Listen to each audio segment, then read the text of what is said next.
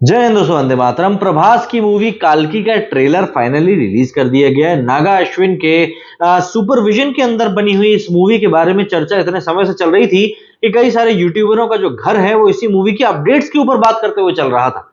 तो जाहिर सी बात है, जब मूवी सामने आई है, सॉरी ट्रेलर जब निकलकर सामने आया है, तो जाहिर सी बात है उनके घर में तो खुशियों की किलकारी गूंजी उठी होगी। लेकिन ट्रेलर को देखने के बाद आपको क्या लगता है? दरअसल जब मैंने पहली नजर में ट्रेलर को देखा, अगर मुझको ये कोई ना बताए कि भैया ये इस मूवी में प्रभास है, ये मूवी का नाम काल्किक है, तो मैं आपको एक चीज बता दूं, मुझको पहली नजर में यही लगेगा कि ये मूवी गणपत है। बहुत हद तक गणपत जैसे ही यहां पर पीलापन दिखाई दे रहा है। वही कुछ दिखाई दे रहा है कि दुनिया बहुत आगे बढ़ चुकी है, दुनिया बर्बाद हो चुकी है, इंसान धरती पर रहने लायक नहीं है, एक नंबर का कीड़ा है, कॉकरोच है, मक्कार है। उसने पूरी दुनिया को इस तरीके से कर दिया है कि भैया रहने के लिए जगह बची ही नहीं है। एक कॉम्प्लेक्स नाम का उल्टा पिरामिड है जो कि लटक रहा है, और एक बुरे लोगों का ग्रुप है जो कि दुनिया के ऊपर राज कर रहा है। लेकिन अश्वत्थामा जिंदा है। एक सीन है जिसमें कि अश्वत्थामा के बाल काले दिखाए गए हैं। अगर आपने ध्यान से देखा हो, वो सीन मुझको महाभारत का दिखाई पड़ रहा है। और अगर वो सीन महाभारत का है, तो यहां पर नागा अश्विन को वाकई में दाद देनी पड़ेगी कि उन्होंने बहुत लंबी कहानी को यहां पर कनेक्ट किया है। अमिताभ बच्चन को लेकर जो टीजर सामने आया था, उसमें यह बात क्लियर हो चुकी थी कि अमिताभ बच्चन यहां पर अश्वत्थामा का ही किरदार निभाने वाले हैं। और उनके माथे पर जो मणि चिपका हुआ है ना ट्रेलर के अंदर, वो इस बात को पूरा सपोर्ट भी करता है कि यहां पर अमिताभ बच्चन अश्वत्थामा ही बने, वो अश्वत्थामा जो कभी मरने नहीं वाला है। अब यहां पर सीधा सा फंडा यही है कि कनेक्ट किया जा रहा है उस कहानी को जो कि हम लोग बचपन से सुनते हुए बड़े हुए हैं कि काल्की अवतार आएगा और कलयुग का अंत करेगा। लेकिन अभी तक मूवी काल्की को लेकर हम सब यही सोच रहे थे कि भाई प्रभास जो है इस मूवी में काल्की का किरदार निभाने वाले हैं।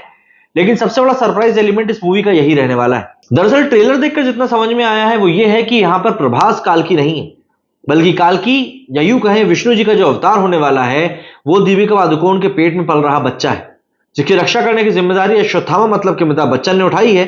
और प्रभास जो कि बाउंटी के लिए यहां पर खेलता रहता है। अगर आप बाउंटी शब्द से अभी तक इत्तेफाक नहीं रखते हैं, तो मैं आपको बता दूं ये वेस्टर्न कल्चर है। या यूं कह सकते हैं कि एक बुरा आदमी जो कि बुरे काम करने का एक पैसा लेता है, उसको बाउंटी कहा जाता है। और यहां पर बाउंटी यूनिट्स में है। तो प्रभास यहां पर यूनिट्स के लिए काम करता है और उसको काम दिया जाता है सो कॉल्ड बुरे ग्रुप की तरफ से कि तुमको उस बच्चे को खत्म करना है। प्रभास पड़ जाता है उसके पीछे और अश्वत्थामा पड़ जाता है प्रभास के पीछे। बुज्जी, जिसके बारे में कि हम लोग इतनी बातें सुन रहे हैं, बुज्जी भैरवा के ऊपर एनिमेटेड सीरीज भी आ चुकी है। उस बुज्जी को अश्वत्थामा एक पैर से जब रोकता है ना, लिटरली लगता है कि भाई इस मूवी में धमाका होने वाला है। और जितनी की कहानी देखकर समझ में आ रही है ट्रेलर से, वो यही है कि शुरुआत में प्रभास गलत लोगों की तरफ से लड़ेगा और फिर उसको शायद रियलाइज होगा कि वो किस तरफ है, और फिर वो सही तरफ आ जाएगा। लेकिन ट्रेलर देखकर जो एक बात मुझको समझ में आ रही है वो ये कि बहुत हद तक पॉसिबल है कि ये मूवी जो है वो सेकंड पार्ट की तरफ जाने वाली है।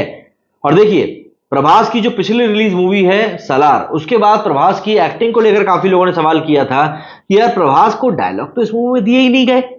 अगर प्रभास को डायलॉग नहीं दिए गए हैं तो ये बंदा बोल क्यों नहीं रहा है, मतलब क्या चल रहा है मूवी में? लोगों को कई बार कंफ्यूजन की स्थिति में लेकर चला गया था।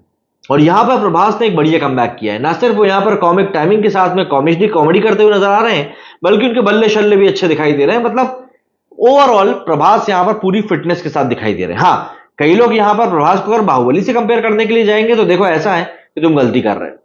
अपार्ट फ्रॉम दिस, ये मूवी साईफाई की एक ऐसी एक्सपेरिमेंटल मूवी है जो कि इंडियन सिनेमा में अभी तक बनी नहीं है। 600 करोड़ रुपए इस मूवी का बजट बताया जा रहा है। अब देखिए, 600 करोड़ रुपए का बजट जो है वो तो आदि पुरुष का भी था, बट इट डिपेंड्स कि आप उस पैसे को खर्च कहां कर रहे हो। जैसे कि अगर आपके पास 20 रुपए हैं, तो आप उसका कुछ प्रोटीन युक्त खाना खा सकते हो, या फिर आप उस 20 रुपए का पेप्सी भी जाके पी सकते हो। तो अब ये मूवी क्या प्रभास की जीवन की पेप्सी पर सिद्ध होगी या कोई प्रोटीन वाला शेक सिद्ध होगी, ये तो हमको आने वाला वक्त बताएगा। लेकिन फिलहाल प्रभास की इस मूवी के ट्रेलर को देखकर, काल्की के ट्रेलर को देखकर एक बात क्लियर है कि नागा अश्विन ने अपने दिमाग के पैंतरों को खूब जम के दौड़ाया है, और कहीं ना कहीं इंडियंस के सामने एक ऐसी मूवी लाके रख दी है जो कि उन्होंने इंडिया में बनी हुई तो नहीं देखी है। मतलब अगर आप इस मूवी में चलती हुई गोलियों को देखेंगे तो आपको शायद स्टार वॉर्स की याद आ जाए, या आपको कुछ और इंडियन मूवीज की बात याद आ जाए जहां पर कि फ्यूचर को दिखाया गया। इवन अगर मैं 2050 की बात करूं, जो कि हरमन बवेजा की मूवी आई थी, उस मूवी में भी इतना ही पीलापन दिखाया गया था, रोबोट्स को दिखाया गया था। लेकिन यहां पर प्रभास की मूवी 2024 में रिलीज हो रही है और काफी हद तक इसमें इंप्रूवमेंट लाया गया है। बस मुद्दा यह है कि मूवी का ट्रेलर जितना अच्छा है, मूवी उतनी ही अच्छी निकले तो शायद अच्छा होगा। क्योंकि अगर ट्रेलर के मुकाबले मूवी थोड़ी भी कम तर निकली तो ये पब्लिक है बाबू, ये पब्लिक फिर आपको छोड़ेगी नहीं। तो ऐसे में प्रभास के सामने इस समय सबसे बड़ा चैलेंज तो यही है प्रभास के सामने तो नहीं कहना चाहिए, बल्कि मूवी के मेकर नागा अश्विन के सामने चैलेंज सबसे बड़ा यही है कि वो पब्लिक के दिलों पर कैसे राज करते हैं।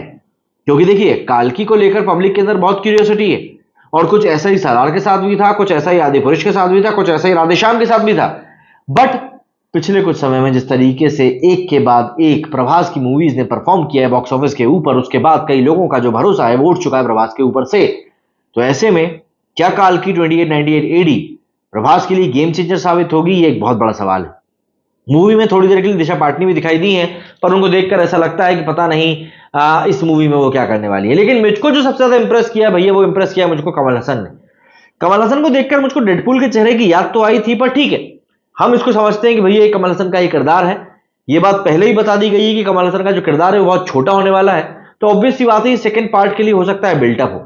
लेकिन मेरी नजर जो है वो यहां पर रहने वाली है अश्वत्थामा के किरदार के ऊपर, मतलब कि अमिताभ बच्चन के किरदार के ऊपर, जो कि इस मूवी में बहुत ही बेहतरीन तरीके से एक ऐसे रोल को निभाने वाले हैं जो कि हर एक भारतीय बचपन से सुनता हुआ बड़ा होता है। अगर हम भगवान श्री हनुमान की बात करें, अश्वत्थामा की बात करें, तो ये कुछ उन चिरंजीवी लोगों में से हैं जो आज भी हमारे बीच में मौजूद हैं, आज भी जीवित हैं।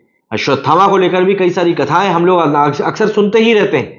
ऐसे में सबसे बड़ा सवाल यह है कि नागा अश्विन ने अश्वत्थामा के इस किरदार को किस तरीके से हैंडल किया है। और जो मैंने शुरुआत में बताया ना, महाभारत का वाला सीन जो इन्होंने रिक्रिएट करने की कोशिश करी, अगर वाकई में वहां से ये लोग कहानी उठाकर लाते हैं तो भैया मेरी तरफ से 25% हेड्स ऑफ तो अभी से ही है, 75% लेकिन मैं मूवी देखने के बाद ही दूंगा। क्योंकि आज की तारीख में ये बात क्लियर हो चुकी है कि ट्रेलर देखकर आप ये नहीं बोल सकते भैया कि मूवी बहुत अच्छी निकलने वाली है, अनटिल अनलेस वो 12th फेल जैसी मूवी हो। क्योंकि 12th फेल जैसी मूवी, श्रीकांत जैसी मूवी अमूमन अच्छी ही निकलती है। बट जहां पर भी ज्यादा थोड़ा सा साईफाई वाला फंडा आता है ना, वहां पर ऐसा लगता है कि यार पता नहीं ये लोग क्या कर जाएंगे। इसीलिए मूवी का इंतजार मुझे रहेगा, और ये इंतजार भी ज्यादा लंबा नहीं होने वाला है बाबू। ऐसा है कि 27 जून को ये पिक्चर रिलीज हो रही है, आप और मैं दोनों ही साथ में जाकर ये मूवी देखेंगे और मूवी से अपना डायरेक्शन निकालेंगे कि भैया मूवी कैसी लगने वाली है।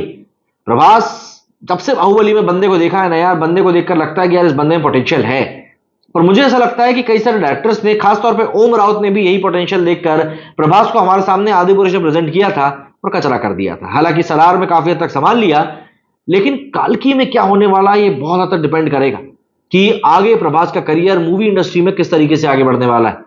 देखिए, प्रभास कुछ उन चुनिंदा पैन इंडिया स्टार्स में से हैं जिनकी फैन फॉलोइंग काफी ज्यादा तगड़ी है। ऐसे में उनकी मूवी शुरुआत के रिस्पॉन्स को देखते हुए पैसा तो अच्छा पीटी लेती है, लेकिन प्रभास वो स्टार हैं जिनकी मूवी 1000 करोड़ को क्रॉस करनी चाहिए। और अगर प्रभास की मूवी 1000 करोड़ क्रॉस नहीं करती है तो यार कहीं ना कहीं दुख तो होता है। जिस तरीके से काल्की 2898 एडी में वीएफएक्स का यूज किया गया है, जिस तरीके से उसको प्रेजेंट किया जा रहा है, जिस तरीके से मूवी में कैरेक्टर्स को डेवलप किया गया, जिस तरीके से सीजीआई वीएफएक्स हॉलीवुड लेवल का डेवलप किया गया है, इस मूवी में एक मेकर के तौर पर जो भी कुछ लगाया जा सकता था वो मेकर से लगा दिया है। बस मुद्दा यह है कि यहां पर प्रेजेंटेशन के तौर पर जब सारी चीजें क्लब होंगी साथ में, तब हमारे सामने फाइनल प्रोडक्ट क्या निकल कर आएगा, यही डिपेंड करेगा कि ये मूवी कितना पैसा कमाने वाली है। क्या कहना है आप लोगों का इस बारे में, कमेंट करके जरूर बताइएगा। मेरे स्टूडियो फिलहाल इतना ही। जय हिंद, जय भारत।